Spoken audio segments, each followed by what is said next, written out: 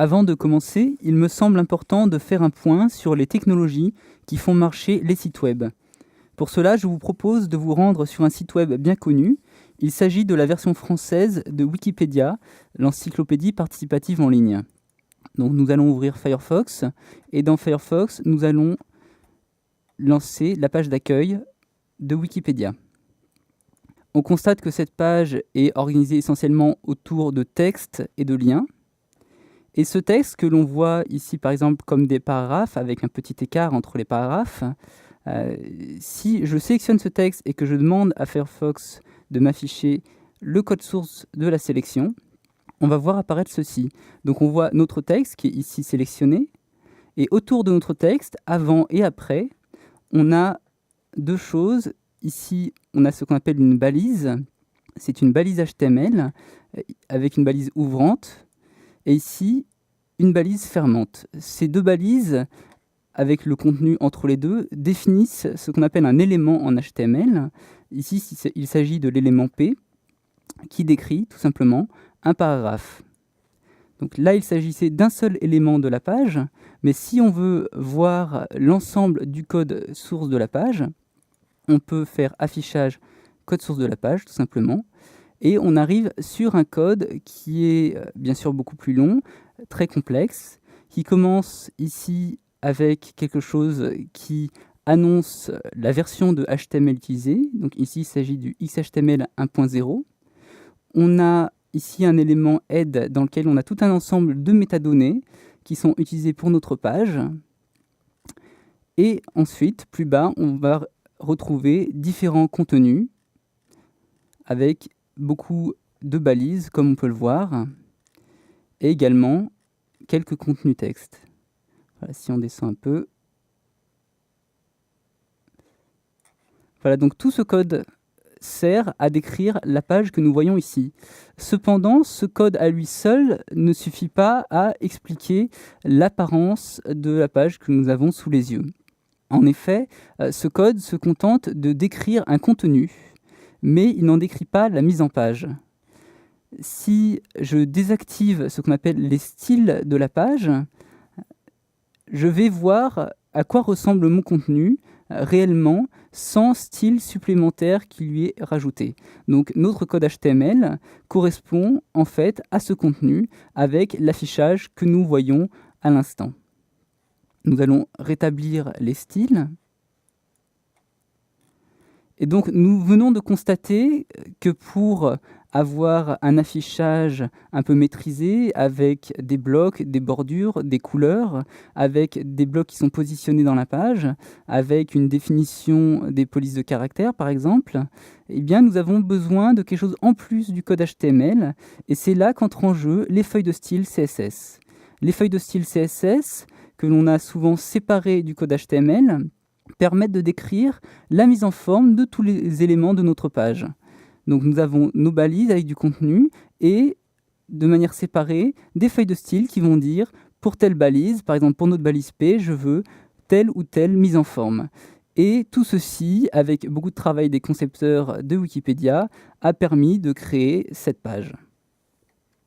La question qu'on peut maintenant se poser, maintenant qu'on a peut-être un peu compris ou entrevu l'interaction des langages HTML et CSS, la question qu'on peut se poser donc c'est est-ce que ces deux langages suffisent à eux seuls à créer des sites web complets? La réponse c'est à la fois oui et non. Oui, on peut créer des sites web complets avec HTML et CSS. Mais souvent, on a besoin de langages supplémentaires qui sont des langages de programmation. On va créer ce qu'on appelle des sites dynamiques qui vont nous permettre d'avoir des fonctionnalités supplémentaires, de pouvoir gérer nos contenus de manière plus efficace peut-être, qui vont nous permettre également de gérer des données envoyées par l'utilisateur.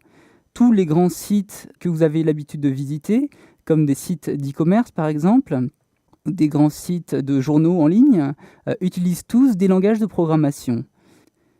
On qualifie parfois les sites qui utilisent un langage de programmation, et souvent une base de données, de sites dynamiques, tandis que les sites qui sont écrits uniquement avec HTML, CSS, ainsi que parfois des images, des animations flash et d'autres éléments, mais qui ne font pas appel aux données de l'utilisateur ou qui ne font pas appel à une base de données ou un langage de programmation. Donc on qualifie ces sites-là de sites statiques.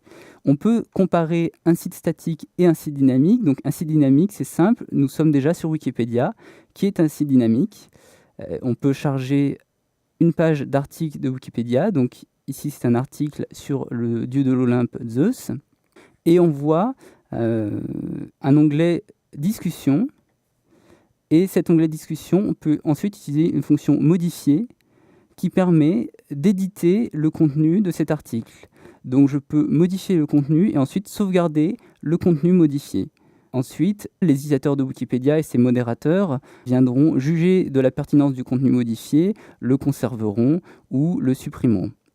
C'est donc tout un système dynamique où je vais pouvoir travailler sur mes contenus et ensuite, une fois que mon contenu sera prêt, je vais prévisualiser puis valider mes changements et mes changements seront inscrits dans une base de données. A l'inverse, on peut montrer un petit site dynamique. Voici un site qui est réalisé comme exercice, qui propose quelques pages. Donc on peut voir que sur cette page, on a différents contenus. Donc par ici, on a tout simplement une lecture de fichiers de son. On a des paroles, d'autres contenus de type texte, ainsi que des images. Mais sur ce site, il n'y a pas de proposition d'envoi de contenu ou d'achat d'articles, et donc il n'y a pas de gestion d'informations qui seraient envoyées dans une base de données. Il s'agit d'un site statique dont les données sont toutes écrites séparément dans des fichiers HTML. Donc avec HTML et CSS uniquement, on va pouvoir créer des sites de factures un peu plus modestes. On peut bien sûr créer des sites très complets avec beaucoup de contenu, mais cela demandera souvent un travail important qui pourrait être facilité en rajoutant une partie de programmation. Quoi qu'il en soit, le visiteur, lui, qui demande une page sur un site, ne reçoit que le code HTML et CSS de cette page. Donc, nous avons vu tout à l'heure que j'avais accès à ce code HTML. On aurait aussi pu voir le code CSS correspondant. Nous le verrons un peu plus tard avec des exemples. Voilà, nous venons de voir la distinction entre un site statique et un site dynamique. Et je dois maintenant préciser que dans ce cours, nous allons travailler essentiellement sur HTML et CSS. HTML et CSS nous permettent de créer soit des sites complets pour des sites statiques, soit la partie interface d'un site dynamique. Dans un projet donc assez ambitieux, vous allez travailler avec HTML et CSS ainsi qu'avec d'autres langages. Et donc ce que nous allons travailler dans ce cours, c'est toutes les compétences dont vous aurez besoin pour pouvoir réaliser les interfaces de vos sites.